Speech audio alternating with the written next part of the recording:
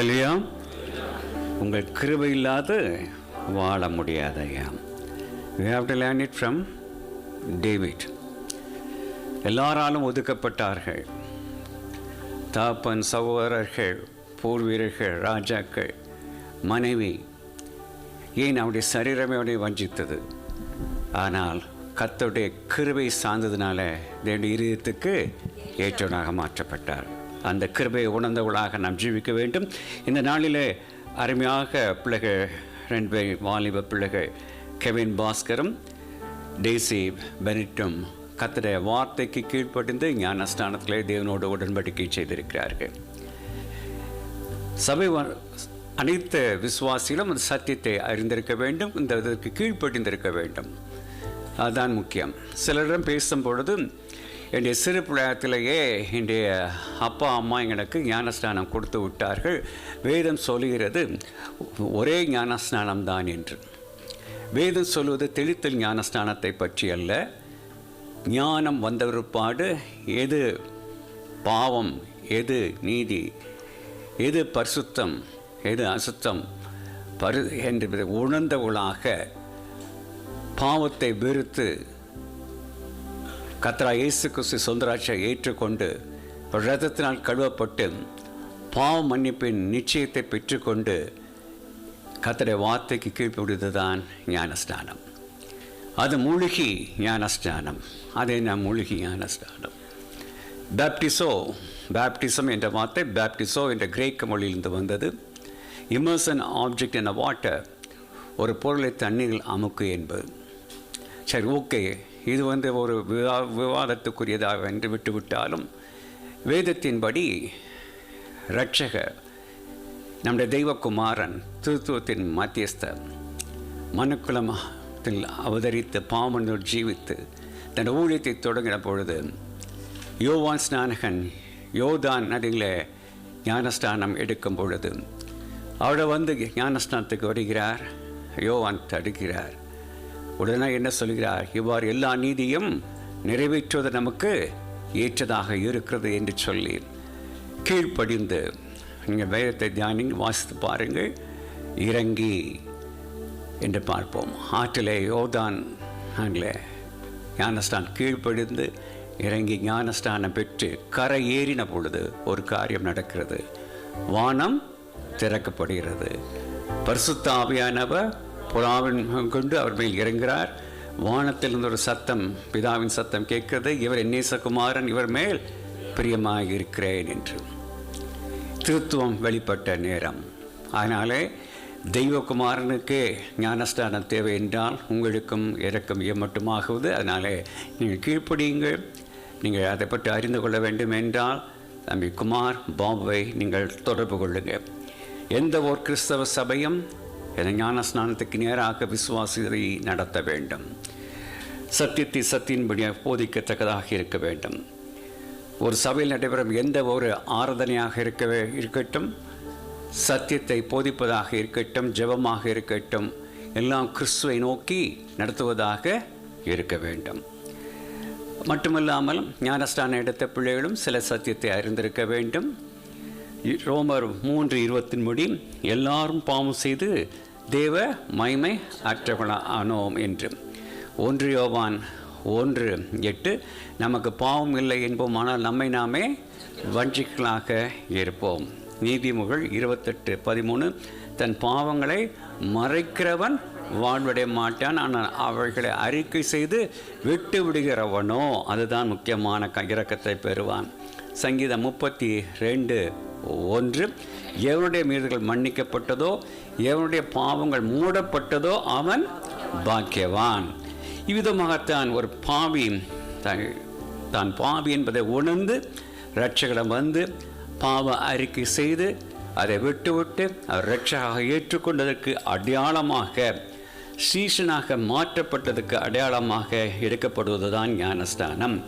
அதாவது பழைய மனிதன் மரித்து விட்டான், நான் இனிமேல் கிறிஸ்துவுக்குள்ளாக புது மனிதனாக ஜீவிக்கப் போகிறேன். அதுதான் ஞானஸ்நானத்தினுடைய அடையாளம்.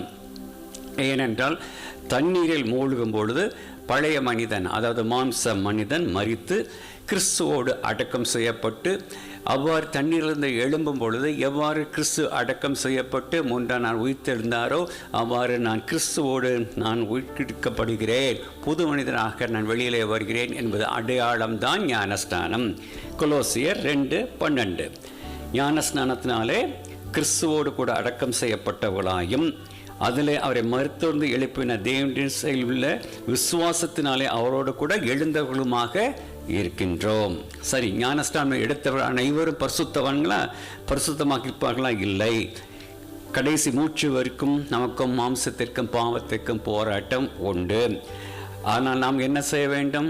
பிலிப்பியர் 3:12 நான் அடைந்தாயிற்று, முற்றிலும் தேர்ந்தேன் என்று நினையாமல் நான் ஒன்று செய்கிறேன், பின்னானவர்களை மறந்து முன்னானவை நாடி இலக்கை நோக்கி தொடருகிறேன். எப்படி தொடர வேண்டும்? எபிரேயர் 1:படி பாவமான யாவற்றையும் நம்மை சுற்றி இருக்கும் பாவத்தை தள்ளிவிட்டு விசுவாசத்தை துவக்கிற முடிக்கிறமாகிய கர்த்தராகிய இயேசு கிறிஸ்து நோக்கி நமக்கு நியமிக்கப்பட்ட ஓட்டத்திலே பொறுமையோடு ஓடக்கடவோம். அதுக்குத்தான் அழைக்கப்பட்டிருக்கின்றோம். அந்த காலம் வரை நாம் என்ன செய்ய வேண்டும்? அதுக்கு தான் 2வது சாக்ரிமெண்ட் ஆகிய கர்த்தருடைய பந்தியை தேவன் நியமித்திருக்கிறார். கர்த்தருடைய பந்தி முழுகினவன் முற்றிலும் சுத்தமாக இருக்கிறான், ஆனாலும் தன் கால்களை கழுவ வேண்டும். கர்த்தருடைய சமூகத்தில் கர்த்தருடைய பந்தில் வரும்பொழுது ஆவியான சுட்டு காட்டும் சிந்தனை, செயல், பேச்சு, பார்வையினாலே செய்த காரியங்களை தெய்வ சமூகத்தில் அறிக்கையிட்டு பந்து கொள்ள வேண்டும். மட்டுமில்லாமல் ஞானஸ்நானத்தில் கீழ்ப்படிந்த பிள்ளைகள் ஒரு 5 காரியங்களை நீங்கள் மறந்து போய்விட வேண்டாம். வேதத்தை தியானிக்கு அதில் நிலைத்து வளர வேண்டும். 2 ஜெபத்திலே தேவனோடு உறவாட வேண்டும். 3 சபை கூடி வருதலை விட்டுவிடக்கூடாது. பரிசுத்த ஆவியானுடைய அபிஷேகத்தில் ஒவ்வொரு நாளும் நிறைய வேண்டும். கடைசியாக ஒரு சாட்சியுள்ள ஜீவியம் ஜீவிக்க வேண்டும். என்னது? எருசலேமிலும் யூதேயாவிலும் சமாரியாவிலும் உலகமெங்கும். அதாவது எருசலேம் என்றால் வீடு, யூதேயா என்றால் உறவினர்கள் மத்தியிலே, சமாரியா என்ற வேலைப்பாக்கு இடங்களிலே, உலகம் என்ற சமுதாயத்தில் சாட்சியுள்ள ஊழியம் செய்து கர்த்தர் நாமத்தை மையப்படுத்தலாக காணப்பட வேண்டும். கர்த்தர் தாமே இந்த பிள்ளைகளை ஆசீர்வதிப்பாராக. மீதி இருக்கும் நேரத்தை பாஸ்டர்கள் பொறுப்பெடுத்துக் கொள்வார்கள். ஸ்தோத்திரம். நம் முதலாவது ஆராதனையில் கிம்முக்காக ஜெபித்தோம், ஷீலா சிஸ்டருக்காகவும் அந்த குடும்பத்திற்காகவும் ஜெபித்தோம். இப்பொழுதும் நம் ஆண்டுடைய சமூகத்தில் வேத வசனத்துக்கு நேராக செல்வதற்கு முன்பதாக மணிகண்டன் பிரதருடைய மகள் ஜெசி ஹாஸ்பிட்டலில் அட்மிட் செய்யப்பட்டிருக்கிறாங்க. அப்பண்டிக்ஸ் ஆப்ரேஷனுக்காக அவர்களுக்காக நாம் ஜெபித்து காணிக்கைக்காக ஜெபித்து வேத வசனத்துக்கு நேராக கடந்து செல்வமாக நம்ம எல்லாரும் கண்களை மூடி கரங்களை உயர்த்தி, ஆண்டவரே ஸ்தோத்திரம் அப்பா, அன்பு மகள் ஜெசிகா உம்முடைய கரத்தில் வருகிறோம். ஆண்டவரே ஸ்தோத்திரம், ஹாஸ்பிட்டல் அட்மிட் செய்யப்பட்டிருக்கிறாங்க. ஆண்டவரே உம்முடைய வார்த்தைகளை அனுப்பி கர்த்தர் குணமாக்குங்க அப்பா. ஆண்டவரே ஸ்தோத்திரம், நீர் ஆண்டவரே உதவி செய்ய தேவன் போதுமானவராக இருக்கிறீரே. ஆண்டவரே ஸ்தோத்திரம், உம்முடைய கை குறுகவில்லை, நீர் அற்புதம் செய்ய போதுமானவர் என்பதை விசுவாசிக்கிறோமே. மருத்துவர்களுக்கு போதுமான ஞானத்தை கர்த்தர் கொடுங்க ராஜா. சரியான மருத்துவம் செய்ய தேவன் உதவி செய்யுங்க. ஆண்டவரே மகளை எங்களோடு இணைத்து சாட்சி சொல்ல சாட்சி எனக்கு உதவி செய்ய முடியாது ஜெபிக்கிறோம் அப்பா. ஆண்டவரே எடுத்த காணிக்கைகளுக்காக தசம வாகனங்களுக்காக உம்முடைய கரத்தில் வருகிறோம். கர்த்தர் அதை ஆசீர்வதிங்க ராஜா. ஆண்டவரே ஸ்தோத்திரம் அப்பா, தேவ நாம மகிமைக்காக, தேவ ராஜ்ய வளர்ச்சிக்காக பிரயோஜனப்படுவதாக. ஆண்டவரே ஸ்தோத்திரம் அப்பா, அதே போல இப்பொழுதும் கேட்கிறதுக்கான வார்த்தைக்காக உம்முடைய கரத்தில் வருகிறோம். வார்த்தையின் மூலமாய் கர்த்தர் எங்களோடு இடைப்படும்படியாக ஜெபிக்கிறோம் ராஜா. வார்த்தையில் வெளிப்பட்ட தேவன் ஆண்டவரே எங்கள் மத்தியில் உம்முடைய தாசனை மறைத்து நீ வெளிப்படும்படியாக ஜெபிக்கிறோமே.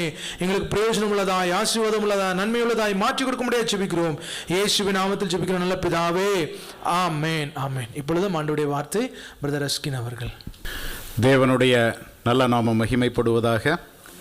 ஒரு மிகவும் ஆசீர்வாதமான ஒரு ஓய்வு நாளில் தேவனுடைய பிள்ளைகளாக அவருடைய சமூகத்தில் வந்து அவரையே நோக்கி பார்ப்பது நமக்கு கிடைத்த பெரிய கிருபை.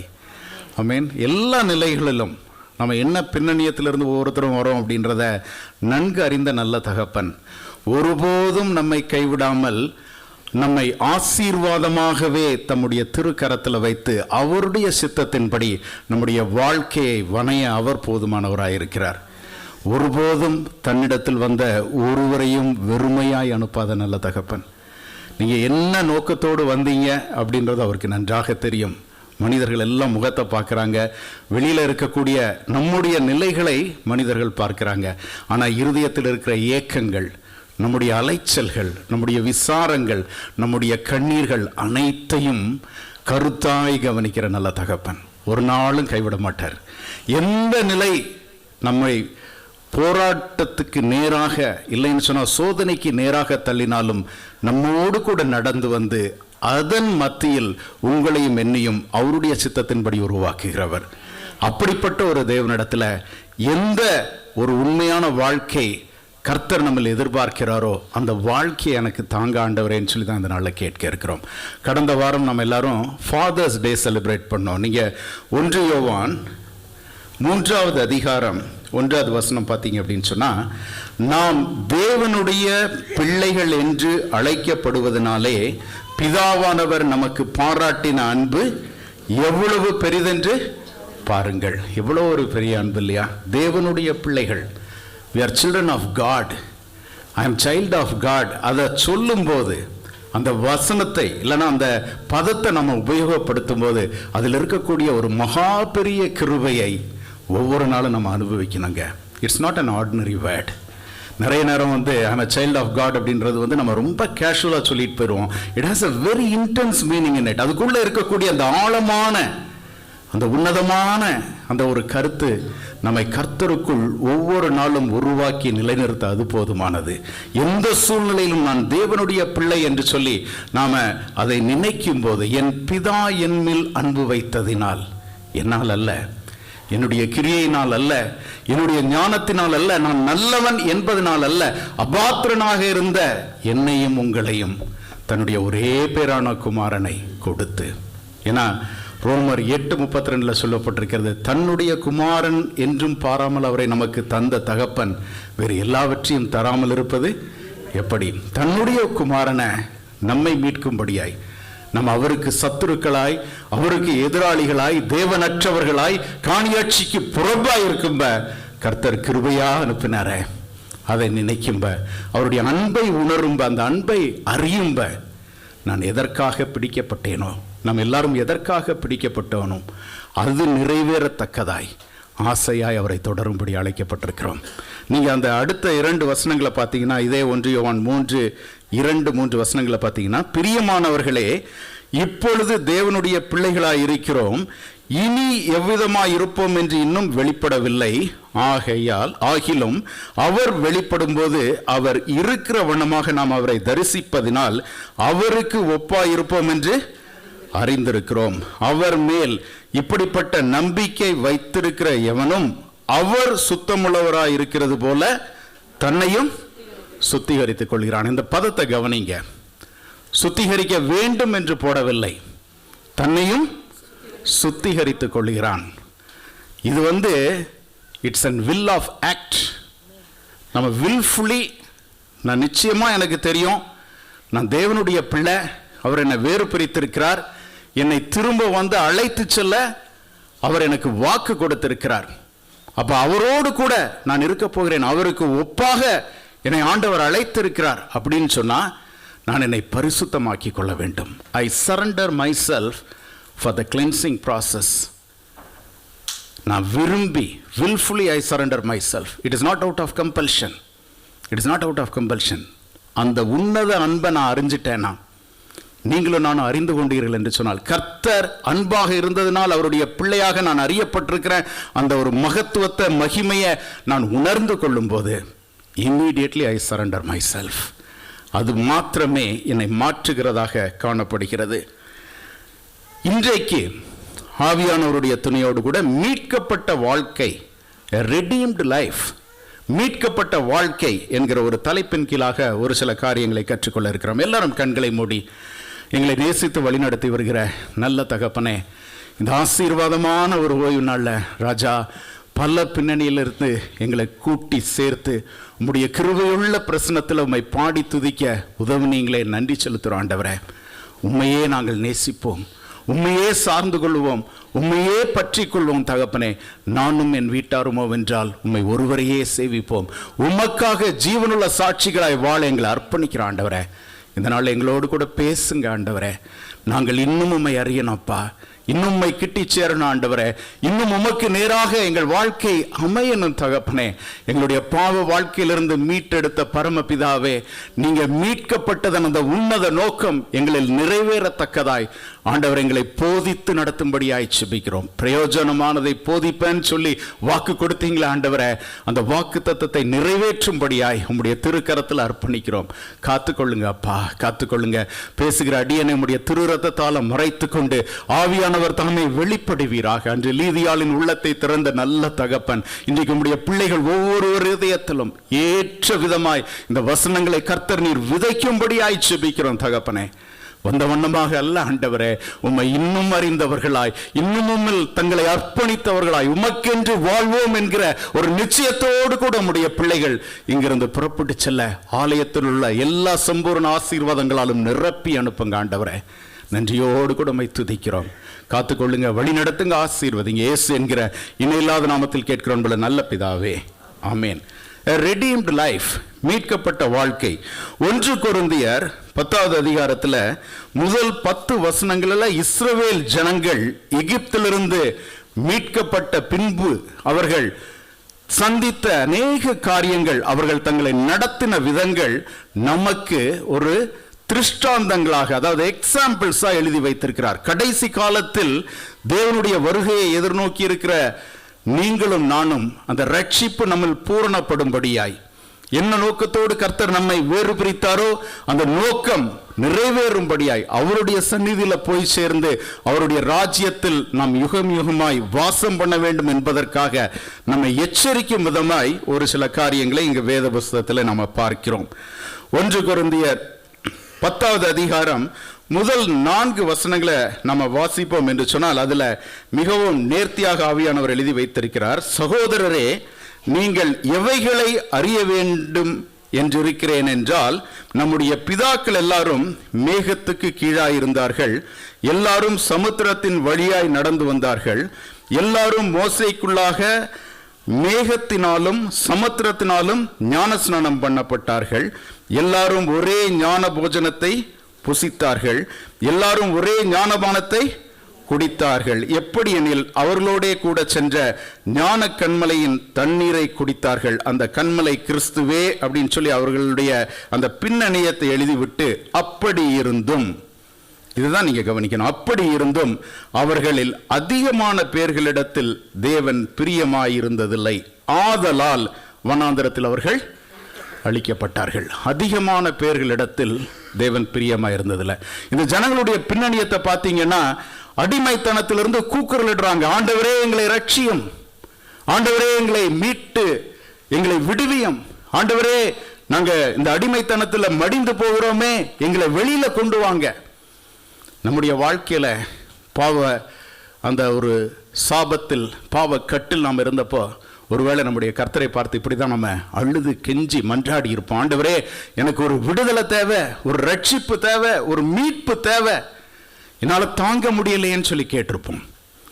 அப்படிப்பட்ட ஒரு நிலையில் ஆண்டவர் அந்த இஸ்ரவேல் ஜனங்களை அற்புதமா எகிப்திலிருந்து வெளியே கொண்டு வருகிறார். கொண்டு வந்த பின்பு ஞானஸ்நானம், இப்ப நம்ம ஒருவேளை நம்முடைய தேவனுடைய கட்டளைக்கு இன்னைக்கு பிள்ளைகள் ஒப்பு கொடுத்தது போல கீழ்ப்படிந்து ஞானஸ்நானம் எடுத்திருப்போம், சபை கூடி வருதில்ல பங்குள்ளவர்களாக இருப்போம், அந்த ஞான போஜனம் இல்லைன்னு சொன்னா ஞானபானம் போல திருவிருந்தில் பங்கெடுத்திருப்போம். இதெல்லாம் என்னுடைய வாழ்க்கையில் இருக்கு. ஆனா எனக்கு முன்பாக இருக்கக்கூடிய ஒரு கேள்வி, என் ரட்சகர் என் மீட்பர் என்னில் பிரியமாயிருக்கிறாரா? என் மீட்பர் என்னில் பிரியமாயிருக்கிறார். ஏன்னா இந்த வசனம் அழகா சொல்லுது, அப்படி இருந்தும் அநேகமான பேர்களிடத்தில் தேவன் பிரியமா இருக்கல. அப்ப நாம இன்னைக்கு கேட்கணும், ஆண்டவரே நீங்க என்னை வேறு பிரித்தீங்க, என்னை உமக்காக தெரிந்து கொண்டீங்க, என்னை மீட்டீங்க ஆண்டவரே, அதை நான் விசுவாசித்து உம்மை கனப்படுத்துகிறேன், உமக்கு பிரியமான வாழ்க்கையை வாழ்வதற்கு எனக்கு உதவி பண்ணுங்க ஆண்டவரே. நம்மால் அல்ல. ஏன்னா இந்த 1 கொரிந்தியர் 10வது அதிகாரம் பார்த்தீங்க அப்படின்னு சொன்னா 12வது வசனம் இப்படியாக சொல்கிறது, இப்படி இருக்க தன்னை நிற்கிறவன் என்று எண்ணுகிறவன் விழாதபடிக்கு எச்சரிக்கையா இருக்க கடவன். ஆண்டவரே நான் விழுந்து விடக்கூடாது, என்னை மீட்டிங்க. The salvation is one stage. அந்த salvation தேவனுடைய நாள் வரைக்கும், till the day of Jesus Christ, நம்முடைய salvation ஒரு ப்ராசஸ் மாதிரி நடந்துட்டே இருக்கும், sanctification process. ஏன்னா அவர் நம்மை அவரை போல மாற்றும்படி, நம்முடைய ரட்சிப்பு பூர்ணப்படும்படி கர்த்தர் விரும்புகிறார். அப்ப அந்த ப்ராசஸ்ல நம்ம போகிற இந்த நாட்கள், இந்த பாதை மிகவும் முக்கியமானது. அதில் கேட்கணும், ஆண்டவரே நான் நிற்கிறேன்னு நினைக்கிறேன், விழுந்து போகக்கூடாது ராஜா, என்னுடைய இருதயத்தை உங்களுடைய கரத்தில் தரேன், காத்து கொள்ளுங்க. இதில் பார்த்தீங்க அப்படின்னு சொன்னால் சங்கீதம் 147:11 இப்படியாக சொல்கிறது, தமக்கு பயந்து தமது கிருபைக்கு காத்திருக்கிறவர்கள் மேல் கர்த்தர் பிரியமாயிருக்கிறார். தமக்கு பயந்து, ஒவ்வொரு நாளும் அவருக்கு பயப்படணுங்க. எப்படிப்பட்ட சூழ்நிலைகள் இருக்கிறோன்றது முக்கியம் இல்லை. The சூழ்நிலைகள், the situation should never determine our faith on God, regardless of the situation. நான் என்ன நிலையில் இருந்தாலும் அவர் என் தேவன், அவருக்கு கொடுக்க வேண்டிய மகிமையும் கனத்தையும் நான் கொடுத்தே தீருவேன். அவருக்கு கொடுக்க வேண்டிய உன்னத ஸ்தானத்தை என் இருதயத்தில் அவருக்கு எப்பொழுதும் கொடுப்பேன். அவருக்கு பயந்து, என வேதம் யாரெல்லாம் கர்த்தருடைய வார்த்தை வசனத்துக்கு அஞ்சி நடுங்குகிறார்களோ அவரையே தேவன் நோக்கி பார்க்கிறார். அவருடைய வசனத்துக்கு நான் அஞ்சி நடுங்குவேன். ஆண்டவரே உமக்கு கொடுக்க வேண்டிய கனமும் மகிமை நிச்சயமா நான் கொடுப்பேன். உண்மையே என் கண்கள் பயத்தோடும் நடுக்கத்தோடும் பார்த்து கொண்டிருக்கோம்னு சொல்லி நம்ம சொல்லணும். Never take his grace for granted. ஏன்னா இதில் போட்டிருக்கு, தமது கிருபைக்கு காத்திருக்கிறவர்கள் மேல். அந்த கிருபை வேணும்னு ஒவ்வொரு நாளும் அவர்கிட்ட கேட்கணும். ஆண்டவரே உம்முடைய இரக்கங்களுக்கு முடிவில்லை, உம்முடைய கிருபையை என்னை விட்டு விலக்காதீங்கப்பா. ஏன்னா தமக்கு பயந்தவர்களுக்கு கிருபை அளிக்கிற கர்த்தர், தாழ்மை உள்ளவர்களுக்கு கிருபை அளிக்கிற கர்த்தர். என்னுடைய மனசுக்குள்ள எந்த ஒரு நிலையிலும் எந்த ஒரு பெருமையும் வந்துடக்கூடாது. ஆண்டவரே நீங்க என்னோடு கூட இருப்பதை நான் உணர்கிறேன், நீங்க என்னை கரம்பிடித்து நடத்துவதை நான் உணர்கிறேன். ஒவ்வொரு நாளும் உம்முடைய கிருபையில் வளரத்தக்கதாய் உம்முடைய பாதத்தில் காத்திருக்கிற அந்த ஒரு தயவை எனக்கு கொடுங்க ஆண்டவரே. ஒவ்வொரு நாளும் கேட்போமா? அப்படி கேட்கும்போது கர்த்தர் நம்மில் பிரியமுள்ளவராயிருக்கிறார். இதுல முதலாவது நம்ம இன்னைக்கு பார்க்க போகிற காரியம், பொல்லாங்கானவைகளை இச்சியாது தேவனை வாஞ்சிக்கிற வாழ்க்கை. அதாவது 1 கொரிந்தியர் 10:6 இப்படியாக சொல்கிறது, அவர்கள் இச்சித்தது போல நாமும் பொல்லாங்கானவைகளை இச்சியாதபடிக்கு இவைகள் நமக்கு திருஷ்டாந்தரங்களாய் இருக்கிறது. These are examples. அவங்க இச்சித்தது போல பொல்லாங்கானவைகளை நான் இச்சிக்க கூடாது. அப்ப என்னுடைய இச்சையெல்லாம் என் தேவன் மேல தான் இருக்கணும். என்னுடைய வாஞ்சை, என்னுடைய தாகம், என்னுடைய இருதயம் என் தேவன் மேல ஒரு தாகமுள்ள இருதயமாய், தவணமுள்ள இருதயமாய், என் தேவனை வாஞ்சித்து கதறுகிற இருதயமாய், மான்கள் நீரோடைய வாஞ்சித்து கதறுவது போல என்னுடைய ஆத்துமா அவர் மேல எப்பொழுதும் தாகமா இருக்கணும். ஆண்டவரே உம்மை ஒருவரையே நான் வாஞ்சிப்பேன். ஏன்னு சொன்னா நாம் அனைவரும் இன்றைக்கு வேறு பிரிக்கப்பட்டு ஆசாரியர்களாகவும் லேவியர்களாகவும் அழைக்கப்பட்டிருக்கிறோம். ஏன்னா அந்த ஆசாரியர்களுக்கும் லேவியர்களுக்கும் கர்த்தர் தான் சம்பத்தாக இருந்தார். ஏன்னா மற்றவர்களுக்கு எல்லாம் பங்கு போட்டு கொடுத்த போது லேவியருக்கு என்ன சொன்னாருன்னா, தேவன் தான் சம்பத்து, அவர் தான் என்னுடைய சொத்து, அவர் தான் என்னுடைய சம்பத்து, என்னுடைய எண்ணம் நோக்கம் சிந்தை எல்லாம் அவர் மேலே இருக்கும். ஏன்னா எங்கே என் பொக்கிஷம் இருக்கிறதோ அங்கே என் இருதயம் இருக்கும். ஆண்டவரே எனக்கு நீங்க தான்ப்பா எல்லாம். அந்த ஒரு உணர்வு என் தேவனுடைய கரத்தில் என்றும் நிலைத்திருக்க செய்யும். அவருடைய பாதத்திலிருந்து என் பார்வை எப்பொழுதும் என் பரமபிதாவின் மேலேயே நோக்கமா இருக்கும். நீங்க தான்பா எனக்கு எல்லாம், நான் அல்ல ஆண்டவரே, நீங்க தான் எனக்கு எல்லாம் சொல்லி அவரையே நான் வாஞ்சித்து கதறுகிற ஒரு வாழ்க்கை வேண்டும். ஏன்னு சொன்னா சங்கீதம் 106:14-15 பார்த்தீங்கன்னா இஸ்ரவேல் ஜனங்களை பத்தி போட்டிருக்கு, வனாந்திரத்திலே இச்சையுள்ளவர்களாகி அவாந்திர வெளியில் தேவனை பரீட்சை பார்த்தார்கள். இச்சை உள்ளவர்கள் அப்படின்னு சொன்னா தேவனுடைய திட்டத்தில் தேவன் எதையெல்லாம் விளக்கினாரோ அதன் மேல கண்ணு போயிடும். அது எனக்கு இருக்கக்கூடாது. நான் தேவனை பரீட்சை பார்க்க கூடாது. அதுல பாத்தீங்கன்னா அடுத்த வசனம் இப்படியா சொல்கிறது, அப்பொழுது அவர்கள் கேட்டதை அவர்களுக்கு கொடுத்தார், அவர்கள் ஆத்துமாக்களிலோ இளைப்பை அனுப்பினார். He gave what they wanted. அவங்க கேட்டதை என்ன பண்ணாரு?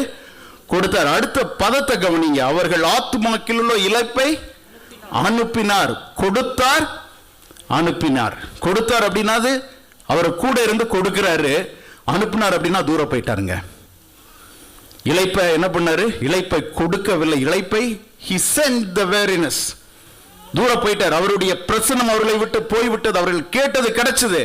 ஆனா they lost the presence of God. அப்ப என்னுடைய நாள் ஒவ்வொரு நாளும் அவர்கிட்ட கேட்கணும், ஆண்டவரே எனக்கு உங்க பிரசன்னம் தேவை தகப்பனே.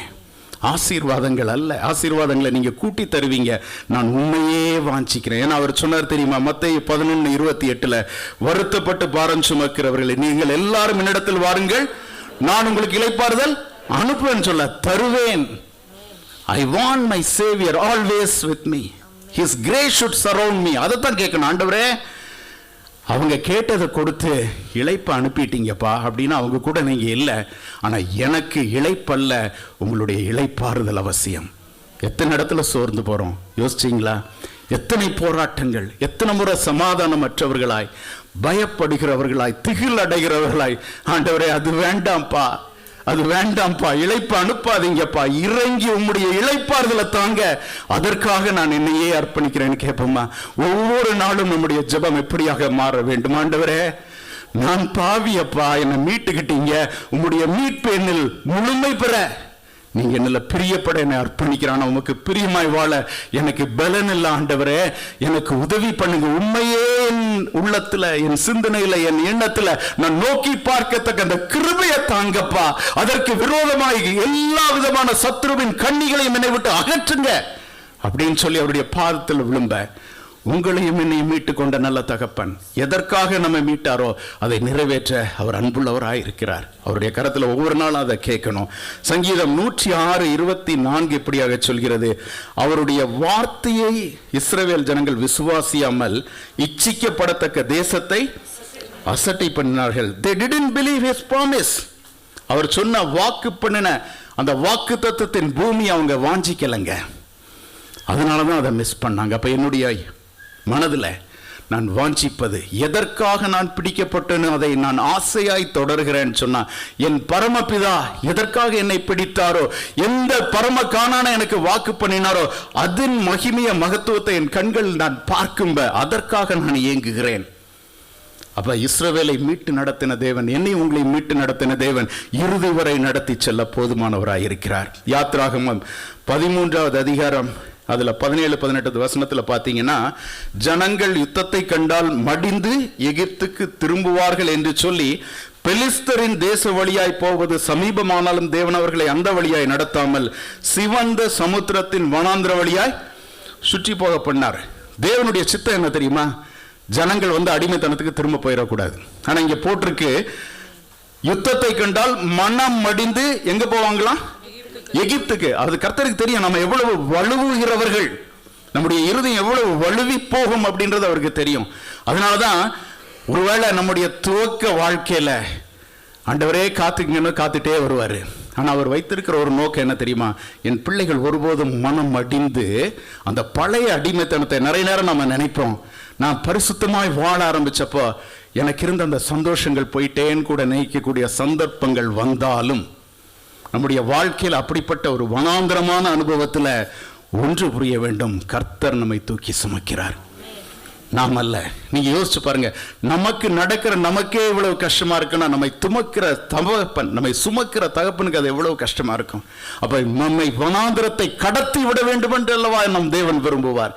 அப்ப அதை கேட்கணும். ஏன்னு சொன்னா இந்த சங்கீதம் 73:13 பார்த்தீங்க அப்படின்னு சொன்னா, சங்கீதக்காரன் இப்படியாக சொல்கிறார், விருதாவாகவே என் இருதயத்தை சுத்தம் பண்ணி குற்றமில்லாமையிலே என் கைகளை கழுவினேன் அப்படின்னு சொல்லிட்டு, இவ்விதமாய் நான் பேசுவேன் என்று நான் சொன்னேனானால் இதோ உம்முடைய பிள்ளைகளின் சந்ததிக்கு துரோகி. அவ இப்படி பேசிடக்கூடாது ஆண்டவரே, இப்படி ஒரு சிந்தனை கூட என் இருதயத்துல வந்துவிடக்கூடாது. என் ஜீவன் உள்ள தேவனுடைய கரத்தில் அவருடைய ஜீவ வழியில் நடக்கும்போது உற்சாகமா நான் நடக்கணும். அது வனாந்திரமாக இருந்தாலும் நான் என் தேவனோடு கூட நடக்கும்போது அது எனக்கு மிகவும் ஒரு கிருபையுள்ள, ஒரு உற்சாகம் உள்ள ஒரு ஜீவ பாதையாய் அது மாறுகிறது. அப்படிப்பட்ட கிருபையை நம்ம தேவனிடத்துல கேட்கணும். சங்கீதம் 84 பார்த்தீங்க அப்படின்னு சொன்னா, சங்கீதக்காரன் சொல்கிறார், நாத்துமா கர்த்தருடைய ஆலய பிரகாரங்களின் மேல் வாஞ்சியும் தவனுமா இருக்கிறது, என் இருதயமும் என் மாம்சமும். வஞ்சிக்கிற மாம்சம் கூட ஜீவனுள்ள தேவனை நோக்கியே அமர்ந்திருக்கணும். அப்படிப்பட்ட கிருபையை கேட்கணும். ஏன்னா இப்படி இருந்தா தான் 84 நாள்ல உம்முடைய வீட்டில் வாசமாயிருக்கிறவர்கள் பாக்கியவான்கள், அவர்கள் எப்பொழுதும் உம்மை துதித்துக் கொண்டிருப்பார்கள். உம்மிலே பலன் கொள்ளுகிற மனுஷனும் தங்கள் இருதயங்களில் செவியான வழிகளை கொண்டிருக்கிறவர்களும் பாக்கியவான்கள். அவர்கள் அழுகையின் பள்ளத்தாக்கை உருவ நடந்ததை நீரூற்றாக்கி கொள்கிறார்கள். அப்படி இருக்கிறவங்க தான் பலத்தின் மேல் பலனடைந்து சீயோனில் தேவ சந்ததியில் வந்து காணப்படுவார்கள். நடக்கிற அந்த சிச்சுவேஷன் இல்லைங்க, நம்மோடு கூட நடந்து வருகிற தகப்பன்.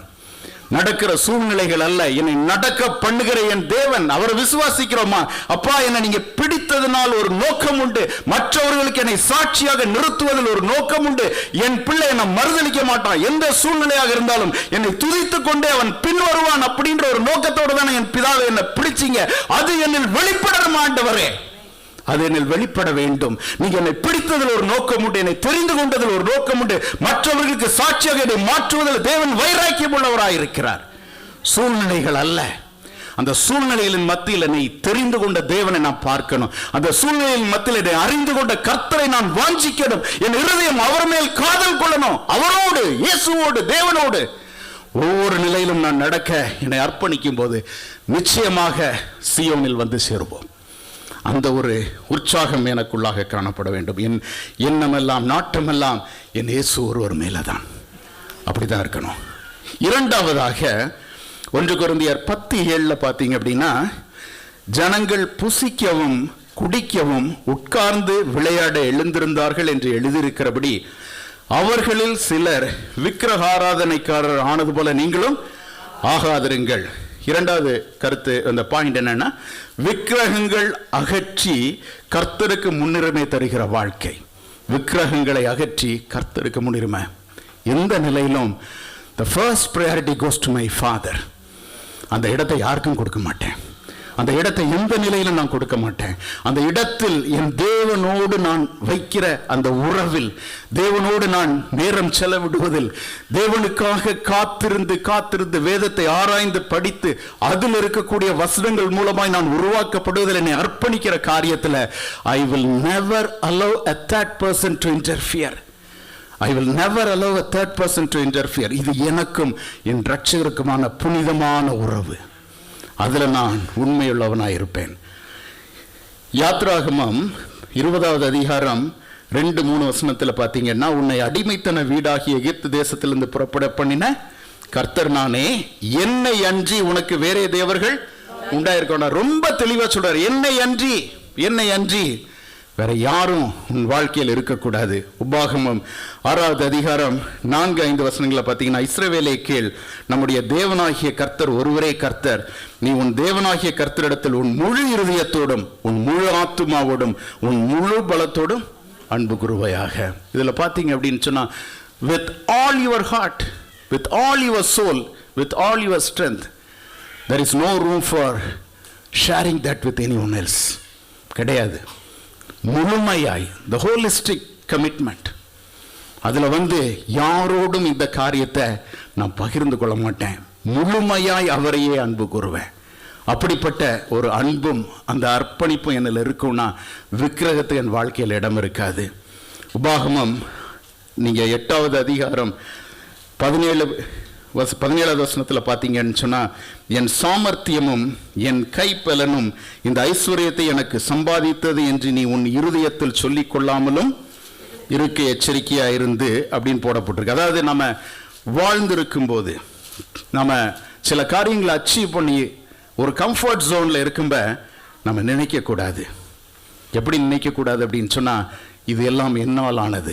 ஏன்னா இதில் அப்படி தான் போட்டிருக்கு, ஜனங்கள் புசிக்கவும் குடிக்கவும் உட்கார்ந்து விளையாடவும் எழுந்திருந்தார்கள். அப்படின்னா ஒரு கம்ஃபர்ட் ஜோனில் இருக்காங்க. அவங்களுக்கு ஒரு அக்கம்ப்ளிஷ்ட் லைஃப் இருக்கு. எனக்கு லைஃப் எல்லாமே செட்டில் ஆகியாச்சு. அப்படி இருக்கும்போது என் இருதயம் உள்ளத்தின் ஆழத்தில் கூட எனக்கு எல்லாமே வாய்க்க வந்து விட்டது.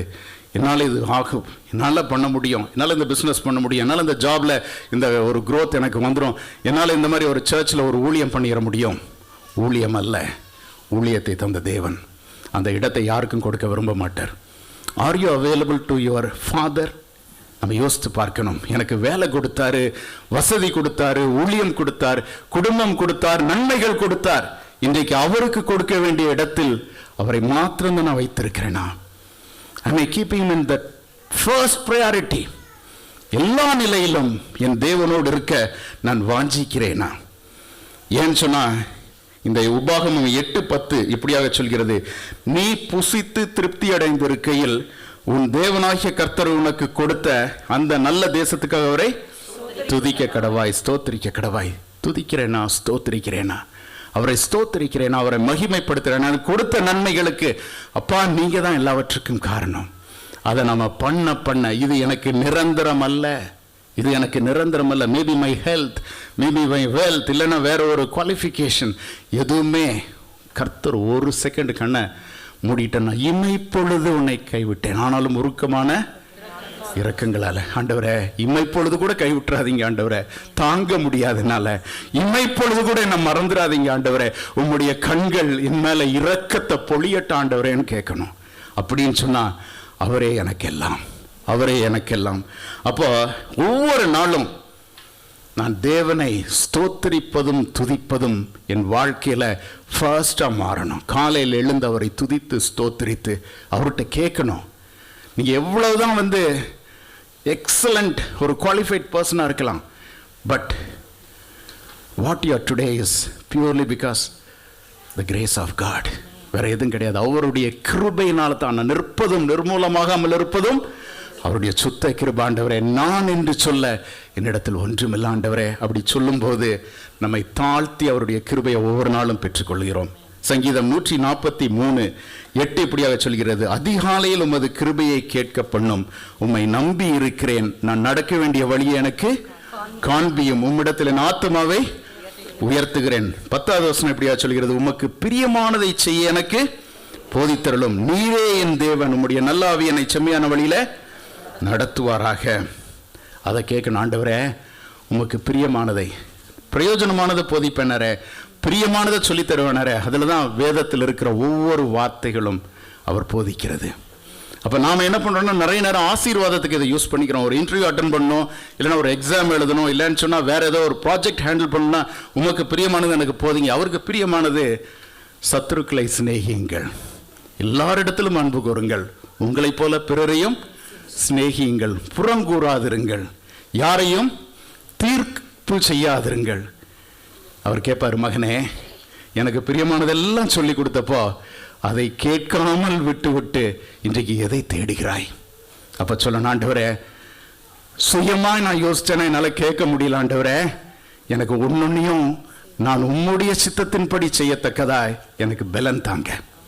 என்னை பலப்படுத்துகிற கிறிஸ்துவனால் எல்லாவற்றையும் செய்ய எனக்கு பலன் உண்டுன்னு சொன்னா, என்னை விரோதிக்கிறவர்களை நேசிக்கிற அந்த பலத்தை கர்த்தர் எனக்கு கொடுக்க போதுமானவராக இருக்கிறார். அது மாமிசத்தால் அல்ல, எனக்குள்ளாக தேவனுடைய ஆவி ஊற்றப்பட்டு அந்த அன்பு என்னில் நிரம்பி வழிவதனால் அவரையும் என்னை மீட்டுக்கிட்டாரே.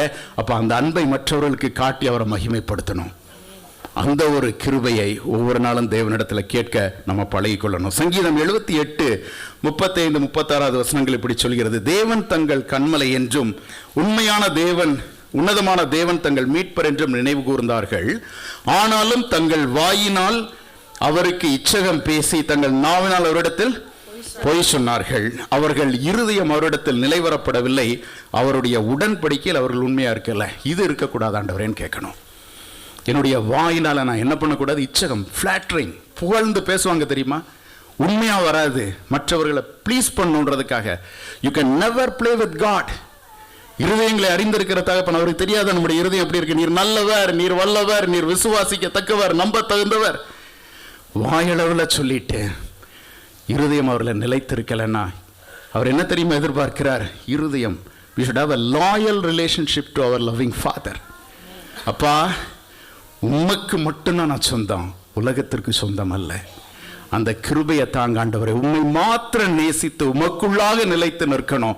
என்னை நீங்க பார்க்கும்ப உத்தமமும் உண்மையுமான ஊழியக்காரன் சொல்லணும். ஆண்டவரே உத்தமமா நடந்தேன், குற்றம் சாட்டப்படாதவனாய் நடந்தேன், உம்முடைய கண்கள்ல எனக்கு அப்படிப்பட்ட கிருபை வேணும் தகப்பனேன்னு கேட்கணும். வாயினால் அவருக்கு இச்சகம் பேசி தங்கள் நாவினால், இந்த வார்த்தையை கவனிச்சிங்களா, பொய் சொன்னார்கள். கர்த்தரிடத்துல பொய் சொல்ல முடியுமா? பொய் சொன்னார்கள். அப்ப எவ்வளவு ஒரு துணிகரமான வாழ்க்கை. அது எனக்கு வேண்டாண்டவரேன்னு கேட்கணும். உம்முடைய உடன்படிக்கையில் நான் உண்மையா இருக்கணும். இன்னைக்கு ஞானஸ்நானம் எடுக்கிறோம், நம்ம பந்தியில் கலந்து கொள்கிறோம், உண்மையா இருக்கிறோமா? என்னுடைய மாமிசம் பாவத்திற்கு மறிக்கணும்னு சொல்றோமே, அதை ஒவ்வொரு நாளும் கேட்கணும். ஆண்டவரே என்னுடைய மாமிசம் பாவத்துக்கு மறிக்கத்தக்கதாய் என்னுடைய மாமிசம் முழுவதையும் உடைய கரத்தில் கொடுக்கிறேன். நீங்க முழுமையாய் பண்ணும்ப இவைகள் எனக்கு சாத்தியம். என்னுடைய மாமிசம் பாவத்துக்கு மரித்து நான் உமக்குள்ளாக என்னுடைய ஜீவன் ஒளிந்திருக்கு ஆண்டவரே. உம்மை பிரதிபலிக்கிற அந்த வாழ்க்கையை தாங்க, உம்மை காட்டுகிற வாழ்க்கையை தாங்க, உம்மை போல வாழ்வதற்கு எனக்கு கிருபை தாங்க. இதைத்தான் கேட்கணும். இப்படி கேட்கும்போது தேவனுடைய நாமம் மகிமைப்படுகிறது. அப்ப முதலாவது தேவனுடைய ராஜ்யத்தையும் அவருடைய நீதி தேடினீங்களா, மீதி எல்லாம் நமக்கு கொடுக்கப்படும். விக்கிரகம் அல்ல என் ஆண்டவர். மூன்றாவதாக 1 கொரிந்தியர் 10:8 படி, அவர்களில் சிலர் வேசித்தனம் பண்ணி ஒரே நாளில் 23,000 பேர் விழுந்து போனார்கள். அதுபோல நாமும் வேசித்தனம் பண்ணாதிருப்போமாக. வேசித்தனத்துக்கு விலகின பரிசுத்த வாழ்க்கை. மூணாவது பாயிண்ட் வேசித்தனத்துக்கு விலகின பரிசுத்த வாழ்க்கை. வேசித்தனம் அப்படின்னா உடல் அளவுள்ள வேசித்தனம் அல்ல. என்னுடைய உள்ளம் பரிசுத்தமாய் பாதுகாக்கப்பட வேண்டும். என்னுடைய உள்ளம் என் ஆண்டவர் ஒருவருக்கே சொந்தம். You can never serve two masters. 2 மாஸ்டர்ஸ்க்கு ஊழியம் பண்ண முடியாதுன்னு அவர் சொல்லிட்டாரு. I will never draw any compromise on this Lord. நான் உமக்கு மாத்திரம் சொந்தமாக இருக்கணும். அந்த விதத்தில் எனக்கு உதவி பண்ணுங்க. அதை கேட்கணும். என்னாகமம் 25வது அதிகாரத்தில் 1 முதல் 9 வசனங்களை இஸ்ரவேலர் மோவாபியரோடு கூட, மோவாபிய பெண்களோடு கூட விபச்சாரம் பண்ணதை தேவன் எழுதி வைத்திருக்கிறார் நம்ம எச்சரிக்கும்படியாக. அதில் என்ன நடந்தது அப்படின்னு சொன்னா, அவர்கள் விபச்சாரம் பண்ணி அவர்கள் தேவர்களை பணிந்து கொண்டார்கள், வழுவி போய் விட்டார்கள். தங்களை மீட்ட கர்த்தரை, அவர்தான் தேவன் சொல்லி சொன்னவரை, நீர்தான் ராஜான்னு சொல்லி அவர்கள் துதித்து பாடின அந்த தேவனை, நீர் கண்மலை என்று சொன்னவர்கள் இந்த விபச்சாரத்தில் விழுந்தப்போ, உலகத்தோடு கலந்தப்போ, உலகத்தில் உள்ள காம்ப்ரமைஸ்டு ஸ்பிரிச்சுவல் லைஃபுக்குள்ள போயிட்டாங்க. நான் அப்படி போகக்கூடாது ஆண்டவரே, உலகத்தோடு நான் கலந்து விடக்கூடாது, நான் உமக்காக வேறு பிரிக்கப்பட்டவன், நீ அவர்கள் நடுவிலிருந்து பிரிந்துவானதானப்பா என்னை அழைத்தீங்க, உமக்காக தெரிவு செய்து அவர் எடுத்தார். அப்ப நாம ஒன்று காரியத்தை நம்ம போய் தெரிந்தெடுக்கணும். நம்ம எவ்வளவு அதில் டைம் ஸ்பெண்ட் பண்ணி நம்ம சூஸ் பண்ணுவோம். நமக்கு ஏதாவது ஒரு ஆப்ஷன் எடுக்கணும். எவ்வளவு அழகா நம்ம தெரிந்தெடுக்கிறோம். உங்களையும் என்னையும் அவ்வளோ ஒரு கருணையோடு அல்லவா நம்ம தகப்பன் தெரிந்து கொண்டார். உலகத்தின் தோற்றத்திற்கு முன்பாக, தாயின் கருவில் உருவாகும் முன்பாக அப்படி தெரிந்து கொண்ட நல்ல தகப்பன் நம்முடைய வாழ்க்கையில அந்த தெரிந்து கொள்ளுதலை நம்ம கனப்படுத்தணும்னு விரும்புகிறாரே. அந்த பரிசுத்த வாழ்க்கையை வாஞ்சிக்க, ஆண்டவரே என்னுடைய இருதயம் கரைபடாமல் காத்துக்கொள்ளுங்கப்பா. அநேக அசுத்தங்களை நான் சந்திக்கிறேன். அநேக விதமான, ஒருவேளை பொறாமைகளா இருக்கலாம், எரிச்சல்களா இருக்கலாம், புறங்கூறுதலா இருக்கலாம், இல்லைன்னு சொன்னா அநேக காரியங்கள், என் பரிசுத்த ஆவியானவரை துக்கப்படுத்தக்கூடிய காரியங்கள் எனக்குள் வருகிறது. ஏன்னா வேதம் சொல்கிறது, நீங்கள் உங்களுக்குரியவர்கள் அல்ல. 1 கொரிந்தியர் 6வது அதிகாரம் 19வது 20வது வசனத்தில், உங்கள் சரீரமானது நீங்கள் தேவனால் பெற்று உங்கள் தங்களில் தங்கியிருக்கிற பரிசுத்த ஆவியினுடைய ஆலயமாய் இருக்கிறது, நீங்கள் கிரயத்துக்கு கொள்ளப்பட்டீர்கள், ஆகையால் நீங்க என்ன பண்ணணும், தேவனுக்கு உடையவேளாகி உங்கள் சரீரத்தினாலும் உங்கள் ஆவியினாலும் தேவனை மகிமைப்படுத்துங்க. நான் கரப்பட விடமாட்டாண்டவரே, பரிசுத்த ஆவியானவரை துக்கப்படுத்த விடமாட்டேன் தகப்பனே. பொல்லாத சிந்தனைகள் என்னில் வருகிறது. என்னுடைய இருதயம், நான் இங்கே ஆலயத்தில் உட்கார்ந்து இருக்கிறேன், வேற காரியத்தை சிந்திக்கிறேன், ஆலயத்தில் உட்கார்ந்து இருக்கிறேன், தேவையில்லாத சிந்தனைகள் எனக்குள்ளாக வருகிறது. பரிசுத்தமா நான் ஆசரிக்கணும்னு வந்திருக்கேன் ஆண்டவரே. ஆனால் என் உள்ளமோ அந்த பரிசுத்தத்திலிருந்து விலகி போகிறத நான் உணர முடிகிறது. எனக்கு உதவி பண்ணுங்கன்னு கேட்கும்ப, தம்முடைய சித்தத்தின்படி எதை கேட்டாலும் தருவேன்னு சொன்னாரே, உம்முடைய நாமத்தினால கேட்டா தருவேன்னு சொல்லியிருக்கீங்களா ஆண்டவரே, அதை கேட்க நாம் அழைக்கப்பட்டிருக்கிறோம். 1 தெசலோனிக்கேயர் 4:3, நீங்கள் பரிசுத்தம் உள்ளவர்களாக வேண்டும் என்பதே தேவனுடைய சித்தமா இருக்கு. இது அவருடைய சித்தம். அவருடைய வில் வேணும், வில் வேணும், உங்களுடைய சித்தம் தெரியணும் தெரியணும் தெரியணும்னு கேட்கிறாரே, கேட்கிறோமே. அவருடைய சித்தம் நம்ம பரிசுத்தம் உள்ளவர்களாய் மாற வேண்டும் என்று 4வது அதிகாரம் 7வது வசனம் இப்படியா சொல்கிறது, தேவன் நம்மை அசுத்தத்திற்கு அல்ல பரிசுத்தத்திற்கே அழைத்திருக்கிறார். 1 தெசலோனிக்கேயர் 5:23, சமாதானத்தின் தேவன் தாமே உங்களை முற்றிலும் பரிசுத்தமாக்குவாராக. முற்றிலும், in whole form, fullistic form, நம்ம பரிசுத்தமாய் மாற வேண்டும் என்று சொல்லி நம்மை தேவன் விரும்புகிறார். உங்கள் ஆவி ஆத்ம சரீரம் முழுவதும் நம்முடைய கர்த்தராகிய இயேசு கிறிஸ்து வரும்போது குற்றமற்றதாய் காக்கப்படுவதாக. யோசேப்பையும் தானியேலையும் நினைச்சு கொள்ளுங்க, பரிசுத்தமாய் வாழும்படி தங்களை அர்ப்பணித்தவர்கள். என்னாகமம் 15வது அதிகாரத்தில் பார்த்தீங்க அப்படின்னு சொன்னா 15:39 இப்படி ஒரு வசனம் வருகிறது, நீங்கள் பின்பற்றி சோரம் போகிற உங்கள் இருதயத்துக்கும் உங்கள் கண்களுக்கும் ஏற்க நடவாமல் கர்த்தரின் கற்பனைகளை எல்லாம் நினைத்து அவைகளின்படி செய்யும்படிக்கு. அப்ப நம்முடைய வாழ்க்கையில் அந்த பரிசுத்த குலைச்சல் எதன் மூலமா வருது தெரியுமா? கண்களின் மூலமாகவும் இருதயத்தின் மூலமாகவும். கேட்கணும், ஆண்டவரே இந்த கண்களையும் இருதயத்தையும் காத்துக்கொள்ளுங்க, எல்லா காவலோடும் இருதயத்தை காத்துக்கொள்ளுங்கன்னாரு. நீதிமொழிகள் 4:23 எல்லா காவலோடும் இருதயத்தை காத்துக்கொள்ளுங்க. அதுலதான் என்ன இருக்கு? ஜீவ ஊற்று இருக்கு. அதை காத்துக்கொள்ள வேண்டியது உம்மால் மாத்திரம்தான் முடியும் ஆண்டவரே, என்னால முடியாது. அவர்கிட்ட ஒவ்வொரு நாளும் கேட்கணும். அதே மாதிரி நீதிமொழிகள் 4:20 இப்படியாக சொல்கிறது, என் மகனே என் வார்த்தைகளை கவனி, என் வசனங்களுக்கு உன் செவியை சாய். 21வது வசனத்துல, அவைகள் உன் கண்களை விட்டு எது பிரியாது இருக்கணும்? வசனங்கள். அந்த வார்த்தைகளை விஷுவலைஸ் பண்ணணும். தேவன் பரிசுத்தர், நான் பரிசுத்தத்தோடு தான் அவரை தரிசிக்க முடியும், நான் பரிசுத்தமாக அழைக்கப்பட்டவன். அப்ப அதை நினைக்கணும், நான் பரிசுத்தமுள்ள வாழ்க்கைக்கெல்லாம் அழைத்திருக்கிறாரு, அப்ப நான் ஒவ்வொரு காரியத்திலும் பரிசுத்தமா வாழணும்னு சொல்லி அவருடைய ஒத்தாசையை கேட்டு நம்ம வாழ ஆரம்பிக்க நம்முடைய இருதயம் நம்மை உணர்த்தும். மகனே மகளே, இந்த இடத்துல நீ தவறுகிறாய், இந்த இடத்துல உன் எண்ணம் சிதறுகிறது, நீ தேவனை பார்க்க அழைக்கப்பட்டவன். மகளே, தேவனை பார்க்க அழைக்கப்பட்டவன், உன்னுடைய சிந்தனைகள் சிதறக்கூடாது. நீ இருக்கிற இடம் பரிசுத்த தேவனின் பரிசுத்த ஆலயம். உன்னிடத்தில் வைராக்கிய வாஞ்சியுள்ள இரட்சகர் உன்னோடு கூட இருக்கிறார். Am I committed to that God? அவருடைய கரத்தில் என்னை முழுமையாக விட்டு கொடுக்க நான் அழைக்கப்படுகிறேன். ஏன்னா இதுல பாத்தீங்கன்னா 22வது வசனம், அவைகளை கண்டுபிடிக்கிறவர்களுக்கு அவைகள் ஜீவனும் அவர்கள் உடலுக்கெல்லாம் ஆரோக்கியமும். அந்த வசனத்தை அப்படியே விஷுவலைஸ் பண்ணி பார்த்துட்டே இருக்கணும். நீங்க அதுல 24வது வசனம் பாத்தீங்கன்னா, வாயின் தாறுமாறுகளை உன்னை விட்டு அகற்றி. அலப்பு வாயா பேசக்கூடாது, தேவையில்லாத வார்த்தைகளை பேசக்கூடாது, தேவனுக்கு பிரியமில்லாத வார்த்தைகளை. அதாவது இந்த கெட்ட வார்த்தை அப்படின்றது பக்தி விருத்திக்கு, இந்த வார்த்தையெல்லாம் இதுல இருக்க அத்தனையும் கெட்ட வார்த்தை. பக்தி விருத்தியை தராத வார்த்தைகளை பேசாதபடி காத்துக்கொள்ளுங்க. ஆண்டவரே, என்னுடைய வார்த்தைகள் உங்களுக்கு முன்பாக நான் கணக்கு ஒப்புவிக்கணும், ஒவ்வொரு வார்த்தைக்கும் நான் கணக்கு ஒப்புவிக்கணும். தேவனுக்கு பிரியமானவர்கள் பேசுவதை கர்த்தர் பரத்திலிருந்து கேட்டார். அவருக்கு முன்பாக ஒரு ஞாபக புஸ்தகம் எழுதப்பட்டிருக்கிறதுன்னு மல்கியாவில் இருக்கே, அந்த ஞாபக புஸ்தகத்தின் முன்பாக நான் நிற்கும் போது வெட்கப்பட்டு போகக்கூடாது. ஆண்டவரே, அதை நாம் கேட்கும்படியாக அழைக்கப்படுகிறோம். ஏன்னா 25:4 நீதிமொழிகள் 4:25 இப்படி சொல்கிறது, உன் கண்கள் நேராய் நோக்க கடவுது, உன் கண்ணிமைகள் உனக்கு முன்னே செவ்வையாய் பார்க்க கடவுது. யாக்கோபு 4:8 4:9 பார்த்தீங்கன்னா, தேவனிடத்தில் சேருங்கள், அப்பொழுது அவர் உங்களிடத்தில் சேருவார். பாவிகளே, உங்கள் கைகளை சுத்திகரியுங்கள், இருமனம் உள்ளவர்களே உங்கள் இருதயங்களை பரிசுத்த மக்கள். டபுள் மைண்டட்னஸ் இருக்கக்கூடாது. பரிசுத்தர் அவர், பரிசுத்த தேவன் அவர். அவருடைய சமூகத்தில் வரும்ப நான் பரிசுத்தம் உள்ளவனாக மாறணும்னா I can never carry a double mindedness in me. Double mindedness இருக்கவே இருக்கக்கூடாது. ஏன்னா 9வது வசனம் இப்படியாக சொல்கிறது, நீங்கள் துயரப்பட்டு துக்கித்து அழுங்கள், உங்கள் நகைப்பு துக்கிப்பாகவும் உங்கள் சந்தோஷம் சஞ்சலமாகவும் மாறக்கடவது.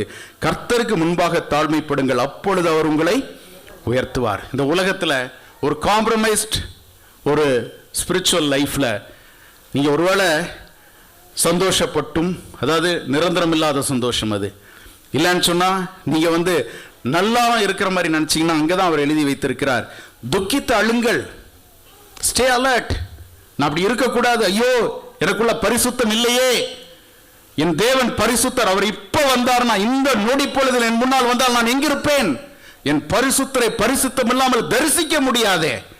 கேட்கணும், ஆண்டவரே எனக்கு இப்படிப்பட்ட கடினமான இருதயம் வேண்டாம் ஆண்டவரே, அந்த இருதயத்தை உடைங்க அப்படின்னு துக்கித்து அழுவோம். இந்த பாவ வாழ்க்கையை உடைங்க, துக்கித்து அழுவோம். ஏன்னா வசனத்தை படிக்க படிக்க அது நம்முடைய கண்களில் கண்ணீரை கொண்டு வரும்போது அந்த வசனம் கிரியை செய்கிறது. உடைத்து உருவாக்குகிற கர்த்தர் இதில் இருக்கிற களிம்புகளை அகற்றும்ப அது எனக்குள்ளாக வேதனையாக உட்பிரவாகித்து என்னை சந்தோஷத்தின் அந்த ஒரு வாழ்க்கைக்கு நேராக நடத்தும் போது என்னுடைய துக்கம் சந்தோஷமாய் மாறும். அப்படி துக்கப்பட்டு அழுது மாறும்படியாக அழைக்கப்படுகிறோம். கர்த்தருக்கு முன்பாக தாழ்மைப்படுங்க, தாழ்த்தணும், அவருடைய பாதத்தில் அமரணும், அவருடைய சத்தம் கேட்கணும். அவருடைய பாதத்தில் எப்படி மரியாள் அமர்ந்து அவருடைய சத்தத்தை கேட்கும், அந்த சத்தம் நம்முடைய செவிகளில் போய் நம்முடைய இருதயத்தை உணர்வுள்ள இருதயமாக மாற்றும்.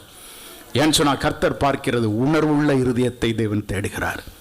கடினமான இருதயம் இல்லை. போதுங்க, எவ்வளவு நாள் தான் போராடுவோம், எவ்வளவு நாள் தான் போராடுவோம். நல்லா தெரியுது இது தவறு, நல்லா தெரியுது ஐ எம் காம்ப்ரமைசிங், நல்லா தெரியுது இங்க தப்பா இருக்கிறேன், நல்லா தெரியுது ஆலயத்தில் ஆராதிக்கிறேன், ஆனால் குடும்பத்தில் உண்மை இல்லை.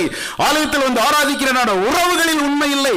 ஆலயத்தில் வந்து ஆராதிக்கிறேன், பிள்ளைக்கு முன்பாக நான் சாட்சியா இல்லை. ஆலயத்தில் வந்து நான் ஆராதிக்கிறேன், வேலை ஸ்தலத்தில் உண்மையாய் நான் இல்லை. எல்லாவற்றையும் தெரிஞ்சுக்கிட்டு தேவனை ஆராதிக்கும்ப யாரை ஏமாற்ற பார்த்து கொண்டிருக்கிறோம்? கர்த்தர் இன்றைக்கு உங்களிடத்தில் ஒன்னே ஒண்ணுதான் கேட்கிறார். மகனே, மகளே, ஈனோ கோலம் எடுத்து சிலுவையில் தொங்கினேனே, ஈனோ கோலம் எடுத்து அடிக்கப்பட்டு முதுகு முழுவதும் உளப்பட்டது. அப்படியாய் தன்னுடைய ஜீவனை உங்களுக்காக எனக்காக, நம்ம அவருக்கு விரோதிகளா இருக்கும்ப, நல்லா இருக்கும்ப இல்லைங்க, விரோதிகளா இருக்கும்ப கொடுத்தாரு. அவர் கேட்பது உங்கள் இருதயத்தை அல்லவா? அவர் கேட்கிறாரு, பொண்ணும் பொருளும் இல்லை மகனே, இருதயத்தை தா. எனக்கு தெரியும் அந்த இருதயத்தில் இருக்கிற போராட்டங்கள் உன்னை விழச் செய்து விடும். அது எனக்கு தெரியும் மகனே, உன்னால முடியாது. You come and surrender, come and surrender. இருக்கிற வண்ணமா வாழ்ந்தான கேட்கிறாரு. ஏன் இன்னும் பிடித்து கொண்டு நின்று கொண்டு இருக்கிறோம்? வஞ்சிக்கப்பட்டு விட்டோமா? ஆண்டவரே, நான் வஞ்சிக்கப்படக்கூடாது ஆண்டவரே, நான் வஞ்சிக்கப்படக்கூடாது ஆண்டவரே. ஒரே ஒரு வாழ்க்கையை தந்திருக்கிறீங்க, உமக்கென்று வாழ எனக்கு கிருபை புரியுங்க ஆண்டவரே. சாட்சியோடு வாழ விரும்புகிறேன், ஆனா என்னால முடியலப்பா, போராடுகிறேன். அந்த போராட்டத்தில் உங்க கிருபை என்னை தாங்குன்றதை நான் விசுவாசிக்கிறேன் ஆண்டவரே. அதை மட்டும் சொன்னீங்கன்னா கர்த்தர் மீதமுள்ளதை பார்த்து கொள்வார். கர்த்தருக்கு முன்பாக தாழ்மைப்படுங்கள், அப்பொழுது அவர் உங்களை உயர்த்துவார். நான்காவதாக, பரீட்சை பாராத விசுவாச வாழ்க்கை. 1 கொரிந்தியர் 10:9 அவர்கள் சிலர் கிறிஸ்துவை பரீட்சை பார்த்து பாம்புகளால் அழிக்கப்பட்டார்கள், அதுபோல நாமும் கிறிஸ்துவை பரீட்சை பாராத இருப்போமாக. Never test God, always trust him. I will never test my God, I will trust him in all the situations. சூழ்நிலையில கடந்து நிற்கிறவர் கர்த்தருங்க. சூழ்நிலையை பார்ப்பதை விட என் கர்த்தரை நான் பார்க்க பழகிக் கொள்ள வேண்டும். செங்கடலை பிளந்தாரு, மன்னாவால போஷித்தாரு. அவர்களுக்கு பகலில் மேகஸ்தம்பமாகவும் இரவில் அக்கினி ஸ்தம்பமாகவும் கூடவே வந்தார். ஜாதிகளை துரத்தினார். விசுவாசிக்கலையே, விசுவாசிக்கலையே. 2 பேர் மட்டும்தான் அந்த கானான் தேசத்துக்குள்ளாக போக முடிந்தது. நான் வஞ்சிக்கப்பட்டு விடக்கூடாது ஆண்டவரே. ஏன்னா இதெல்லாம் எழுதி வச்சிருக்கிறது எதுக்கு தெரியுமா? பிள்ளைகளே, நீங்க விலையேற பெற்றவர்கள். நாம் ஒவ்வொருவரும் விலையேற பெற்றோர். நம்ம நேசிக்கிறாருங்க, நம்ம முழுமையாய் நேசிக்கிறார். தன்னுடைய ஜீவனை கொடுத்து மீட்டாரு. அதோடு நிறுத்தவில்லை, பரிசுத்த ஆவியானவரை கொடுத்து ஒவ்வொரு நாளும் சுத்திகரிக்கிறார். எதற்காக? பரிசுத்த வாழ்க்கையில வாழ்ந்து அவரோடு கூட அவருக்கு நிகராய், இயேசுவுக்கு நிகராய், உங்களுக்காக எனக்காக ஜீவன் கொடுத்த அந்த இரட்சகரின் அருகில் அமர வைக்கும்படியாய் இந்த உன்னதத்தை அறிந்து கொள்ளக்கூடிய அந்த ஒரு இருதயத்தை தாங்காண்டவரே. கடினப்பட்டு போகுதுப்பா, கடினப்பட்டு போகுது. என் கண்கள் தரிசித்து நடக்கிறது, விசுவாசித்து நடக்கலாண்டவரே. நான் விசுவாசித்து நடக்கும்ப மேலே இருக்கக்கூடிய மேலானவைகளை மாத்திரம் தானே நாடுவான்ப்பா. எனக்கு அந்த கிருபையை தாங்கன்னு சொல்லி கேட்க பழகிக்கொள்ளணும். எந்த காரணத்தை கொண்டும் நெவர் டெஸ்ட் யுவர் காட். அவர் சொன்ன வாக்கு தத்தங்கள் எல்லாம் ஆம் என்றும் ஆமேன் என்று இருக்குன்னு விசுவாசிக்கணும். அது என் வாழ்க்கையில் நடக்குமா? உங்களுடைய நேரத்தில் நடக்காது, அவருடைய நேரத்தில் நடக்கும். அவருடைய பலத்த கரங்களுக்குள் அடங்கியிருங்கள். அவருக்கு தெரியும் எப்ப when I am eligible to have that அன்னைக்கு கொடுப்பாரு. No delay is a denial. No delay is a denial. delay அப்படின்றது denial கிடையாது. I am not ready to have that. அந்த ஒரு எதிர்பார்ப்போடு காத்திருக்கணும். ஆபிரகாமை யோசிச்சு பாருங்க. நம்ம கடந்த வாரங்களில் கூட கேட்டோம். ரோமர் 4வது அதிகாரத்திலிருந்து அவன் விசுவாசிக்கிறதுக்கு ஏதுவில்லாத இருந்தும் என்ன பண்ணாரு? விசுவாசத்தில் பலவீனமா இருக்கல, தேவனை துதித்து பலத்தின் மேல் பலனடைந்தார்னு சொல்லி நம்ம பார்த்தோம். ஏன்னா பிசாசு இயேசுவானவர் அந்த உப்பரியன் மேல கொண்டு போய் சொல்லிட்டு கீழே குதியும், தூதர்கள் வந்து உம்முடைய பாதம் கல்லாதபடிக்கு ஏந்துவார்கள் அப்படின்னும் போது he never proved his identity. He said, தேவனை பரீட்சை பாராதிருப்பாயாக. I would never show who I am. My actions will show who I am. நான் போய் கிளைம் பண்ணணும்னு அவசியம் இல்லை. My actions, who am I அப்படின்றது my actions will reveal to the world. நான் யார் என்பது என்னுடைய கிரியைகளால் வெளிப்படும். தேவன் அதற்கு கிருபை செய்ய போதுமானவராக இருக்கிறார். என்னாகுமா 21:5 பார்த்தீங்கன்னா, அதை 4 வழி நிமித்தம் ஜனங்கள் மனமடிவடைந்தார்கள். ஜனங்கள் தேவனுக்கும் மோசைக்கும் விரோதமாய் பேசி, நாங்கள் வனாந்திரத்தில் சாகும்படி நீங்கள் எங்களை எகிப்து தேசத்திலிருந்து வரப்பண்ணினது என்ன? இங்கே அப்பமும் இல்லை தண்ணீரும் இல்லை, இந்த அற்பமான உணவு எங்கள் மனதுக்கு விருப்பமா இருக்கு. தூதர்களின் உணவுங்க, தேனிட்ட பணியாரம். நாங்க அதை வந்து அனுபவிச்சு இப்ப எப்படி வந்துருச்சு? அது அற்பமான உணவு வெறுப்பா இருக்கு. உங்களுடைய வாழ்க்கையில் நீங்கள் எந்த சூழ்நிலையில் கடந்து போகிறீங்கன்னு தெரியாது. கடந்து போகும்போது கர்த்தர் இருக்கிறன்ற விசுவாசம் வேணும். என்னுடைய வாழ்க்கையில் என்றும் ஆசீர்வாதம் இருந்தால் தான் அவரை துதிப்பேன், என்னைக்கு நன்மைகள் இருந்தால் தான் அவரை துதிப்பேன், என்னைக்கு நான் நன்மைகளை அதாவது என்னைக்குமே நான் ஒரு ப்ரோக்ரஸிவ் மெட்டீரியலிஸ்டிக் ப்ரோக்ரஸிவ் லைஃப் இருந்தால் தான் கர்த்தரினோடு கூட இருக்கிறார் என்ற நிச்சயம் அல்ல. என் இருதயத்தில் என் தேவனுடைய சத்தம் தொடர்ந்து கேட்டுட்டு இருக்குமா, மகனே கூட இருக்கேன், அந்த ஒரு சத்தம் போதும் ஆண்டவரே, மீது எல்லாமே எனக்கு ஆனந்தமாய் மாறிவிடும். அதை நான் வாஞ்சிக்கணும். அப்படிப்பட்ட ஒரு விசுவாசிகளின் தகப்பனாய் ஆபிரகாம் வாழ்ந்தாரே, கீழ்ப்படிந்தாருங்க. அவருடைய அந்த இதில் பார்த்தீங்க அப்படின்னு சொன்னால், ஆதியாகமம் 22வது அதிகாரத்தில் கர்த்தர் ஆபிரகாம்கிட்ட போய் மோரியா மலையில் ஈசாக்க பலியிட சொல்றாரு. அதுக்கு முன்னால பார்த்தீங்கன்னா 21வது அதிகாரத்தில் சாரால் என்ன சொல்றாங்கன்னா, இஸ்மவேலை அனுப்பிவிட சொல்றாங்க. அப்ப அந்த 21வது அதிகாரம் 11வது வசனம் பாருங்க. தன் மகனை குறித்து சொல்லப்பட்ட இந்த காரியம் ஆபிரகாமுக்கு மிகவும் துக்கமா இருந்தது. மகனை அனுப்பிடு அப்படின்னு சொன்னது யாருக்கு துக்கமா இருந்தது? அது வாக்குத்தத்தத்தின் பிள்ளை அல்ல, மாமிசத்தின் படி பிறந்தவன். அவனை அனுப்புகிறதற்கு துக்கப்பட்டாரு. ஆனா இங்க ஆண்டவர் வாக்கு பண்ணி கொடுத்த மகனை பலியிட கேட்கிறார். எதுக்கு கேட்கிறாரு? பலியிட, அனுப்ப சொல்லல. அப்ப ஒரு வார்த்தை கூட திரும்ப கேட்காமல் உற்சாகமாய் 3 நாள் மகன் முன்னால் நடக்க பின்னால் நடந்து போன தகப்பனை யோசிச்சு பாருங்க. இதுதான் விசுவாசம். என் தேவன் கேட்டா எதையும் கொடுக்க நான் ஆயத்தம். என் தேவனை நான் பரீட்சை பார்க்க மாட்டேன். அவர் கேட்கிறார்னு அதுல ஒரு நோக்கம் உண்டு. He will give everything back in the right time. He will restore me. It is not the current situation what I pass through. My God has promised something for me and He will do it for me. என் தேவன் வாக்கு பண்ணதை அந்த பூர்வ காலத்தில் நிறைவேற்ற அவர் போதுமானவராக இருக்கிறார். வருஷத்தின் மத்தியில் நாம் இருக்கிறோம். என்னை உயிர் மீட்சி அடைய பண்ணுங்க ஆண்டவரே.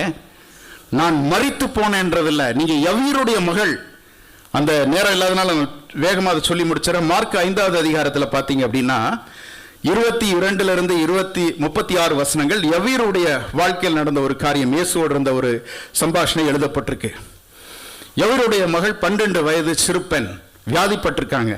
அப்ப யவீர் 5வது அதிகாரம் 23வது வசனத்தில் சொல்றாரு, என் குமாரத்தை மரண அவஸ்தைப்படுகிறாள், அவள் ஆரோக்கியம் அடையும்படி நீர் அவள் மேல் உமது கைகளை வையும், அப்பொழுது அவள் பிழைப்பாள்னு சொல்லி கேட்கிறாரு.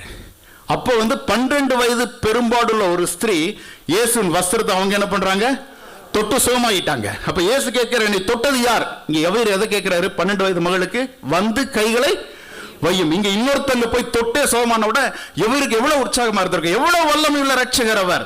அப்ப என் மகள் கட்டாயம் குணமாவா அப்படின்னு நினைச்சு அவ துதிக்கக்கூடிய அந்த நேரத்துல அந்த 35வது வசனம் சொல்கிறது, அவர் இப்படி பேசிக் கொண்டிருக்கையில் ஜெப ஆலய தலைவனுடைய வீட்டில் இருந்த சிலர் உம்முடைய குமாரத்தி மரித்து போனால் இனி ஏன் போதகரை வருத்தப்படுத்துகிறீர்? இதாங்க உலகம்.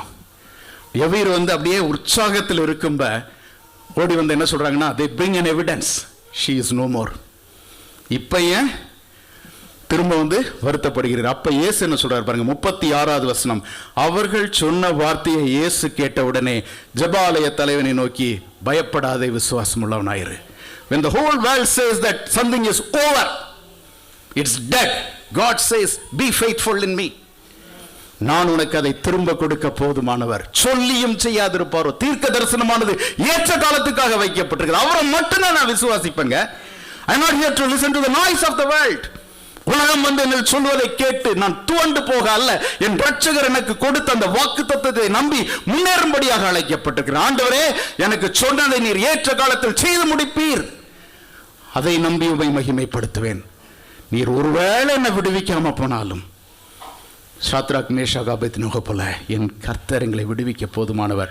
அவர் விடுவிக்காமல் போனாலும் we will never slip off from our faith. எங்களுடைய விசுவாசத்திலிருந்து விலக மாட்டாண்டவரே. நீர் என்றும் நல்லவர், என்றும் நல்லவர், என்றும் நல்லவர். அப்படி சொல்லும்படியாக அழைக்கப்பட்டிருக்கிறோம். I will never test my God, I will ever trust him. இறுதியாக முறுமுறுப்பில்லாத துதியின் வாழ்க்கை. 1 கொரிந்தியர் 10வது அதிகாரம் 10வது வசனம் சொல்கிறது, அவர்களில் சிலர் முறுமுறுத்து சங்காரக்காரனாலே அழிக்கப்பட்டார்கள், இதுபோல நீங்களும் முறுமுறுக்காதிருங்கள். முறுமுறுக்கவே கூடாதுங்க. If I am guaranteed that I am in the plan of God, தேவன் என்னை இதுவரையிலும் நடத்தி வந்தது உண்மைன்னு சொன்னா, இன்னும் நடத்த அந்த இதுவரை நடத்தி வந்த எபினேசர் இம்மானுவேலரை கூட வருவது உண்மைன்னு சொன்னார். என்னுடைய வாழ்க்கையில் அனைத்தும் என் நன்மைக்கு நேராகவே நடக்கிறது. ரோமர் 8வது அதிகாரம் 28வது வசனம், அன்றியும் அவருக்கு அன்பு கூறுகிறவர்களுக்கு சகலம் everything will work towards for good. அதை நான் விசுவாசிக்கிறேன். ஆண்டவரே, நான் உம்முடைய பிள்ளை, உம்முடைய கரத்தில் இருக்கேன். என்னுடைய திட்டம் உம்மால் இடப்பட்டது.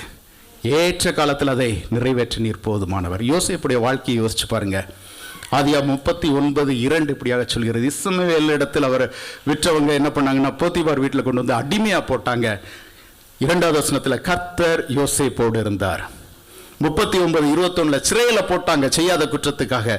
கர்த்தர் யோசேப்போடு இருந்து அவன் மேல் கிருபை வைத்தன் வரும். 23வது வசனம், கர்த்தர் யோசேப்போடு இருந்தபடினாலும் அவன் எதை செய்தானோ அதை கர்த்தர் வாய்க்க பண்ணினபடியாலும்.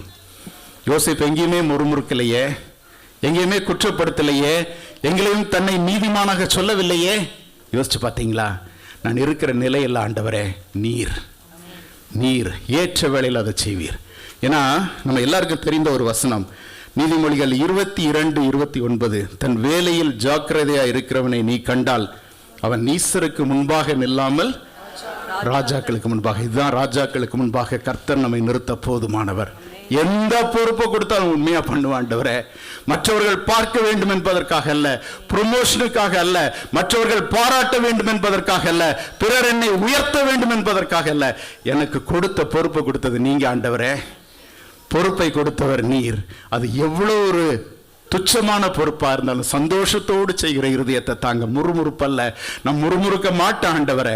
ஒருவேளை நம்ம வர டிராபிக் ரொம்ப மோசமான டிராபிக்கா இருக்கலாம், பார்க்கிங் கிடைக்க அலையிற ஒரு சூழ்நிலையா இருக்கலாம், நம்முடைய ஆபீஸ்ல நமக்கு எதிராக அநேகம் பேர் அநேக காரியங்களை பண்ணலாம். ஒரு சின்ன ஒரு புன்முறுவலோடு எல்லாவற்றையும் இயேசு பார்த்துக் கொள்வார். என் தேவன் பார்த்துக் கொள்வார். என்னை அழைத்தவர் உண்மையுள்ளவர். அவர் எனக்கு வச்ச மாடல் இதுதான். He set a benchmark for me. I will glorify my God by following his footsteps. நான் மற்றவங்களுக்காக அல்ல, என்னை அழைத்தவர் உண்மையுள்ளவர். அவர் என்னை உயர்த்த போதுமானவர். அவர் எனக்கு கொடுக்கிற ஒவ்வொரு அனுபவங்களிலும் அவர் சொல்கிறார், மகனே மகளே, என் கிருபை உனக்கு போதும். உன்னுடைய பலகீனத்தில் என் கிருபை பலன் பூரணமாய் விளங்கும். அதைத்தானே அவர் சொல்றாரு. அதை மட்டும் என்ன விட்டு எடுத்துறாதீங்கப்பான்னு கேட்போமா? எல்லாம் இருக்கிற இடங்களில் எழுந்து நின்று தேவன் என்று உங்களோடு கூட பேசி இருப்பார் என்று சொல்லி நான் விசுவாசிக்கிறேன். கர்த்தர் அன்புள்ளவருங்க, உண்மை உள்ளவர். Our God is a faithful God. Our God is a faithful God. Our God is a God who wants you to be blessed. உன்னத ஆசீர்வாதங்களால் ஆசீர்வதிக்கும்படி தேவன் விரும்புகிறார். எல்லாரும் ஒரு ஜெபமாக, அவர் ஒரு குயவனை போல நினைத்து உம்முடைய கரத்தில் என்னை தருகிறேன் ஆண்டவரே, என்னை உருவாக்குங்கப்பா. உண்மையா பாடுவோமா? என்னை உருவாக்குங்கப்பா. கர்த்தாவே, நான் பொல்லாங்கவைகளை இச்சிக்க கூடாது ஆண்டவரே. விக்கிரக ஆராதனை ஆகிய உமக்கு கொடுக்க வேண்டிய இடத்தை மற்றவர்களுக்கு கொடுக்க விடக்கூடாது ஆண்டவரே. எந்த ஒரு சூழ்நிலையிலும் நான் பரிசுத்தத்தை இழந்து விடக்கூடாது ஆண்டவரே. உம்மை பரீட்சை பார்த்து விடக்கூடாது தகப்பனே. உமக்குள்ளாக உண்மையாய் முறுமுறுப்பு இல்லாமல் துதிக்கிற வாழ்க்கையை தாங்க. ஏன்னா முறுமுறுப்புக்கு எதிர்ப்பதம் துதி. எல்லா நிலையிலும் துதிப்பேன். உம்மால் மீட்கப்பட்டவர்கள் என்று சொல்லி வாழ எங்களை ஒரு வசூடைய சமூகத்தில் அர்ப்பணிக்கிறோம் ராஜா. ஹல்லேலூயா, ஹல்லேலூயா. ஆண்டவரே, கேட்ட வார்த்தைக்காக, வசனத்திற்காக உம்முடைய சமூகத்தில் வருகிறோம். வசனத்திற்கு உகந்தார் போல் நாங்கள் வாழ தேவனுங்களுக்கு கிருபை தாருங்க ராஜா. ஹல்லேலூயா. நீரே எங்கள் வாழ்க்கையில மகிமைப்படுங்க, எங்கள் வாழ்க்கையில நீரே மகிமைப்படுங்க ராஜா. எல்லா துதி கன மகிமை தேவன் ஒருவருக்கே நாங்கள் எடுக்கிறோம்.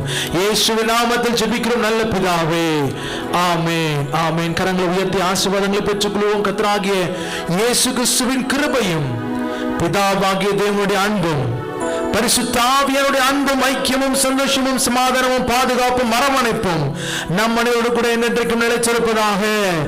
ஆமென், ஆமென். என் ஆத்துமாவே கர்த்தரை ஸ்தோத்திரி, என் முழு உள்ளமே அவருடைய பரிசுத்த நாமத்தையே ஸ்தோத்திரி. என் ஆத்துமாவே கர்த்தரை ஸ்தோத்திரி, கர்த்தர் செய்த சகல உபகாரங்களை மறவாதே. ஆமென், ஆமென். ஹல்லேலூயா, ஹல்லேலூயா, ஹல்லேலூயா. கர்த்தர் நம்முடைய ஆசீர்வாதம் ஒரு கரங்களை கொடுத்து வாழ்த்தி விசாரித்து கடந்து செல்லுங்க.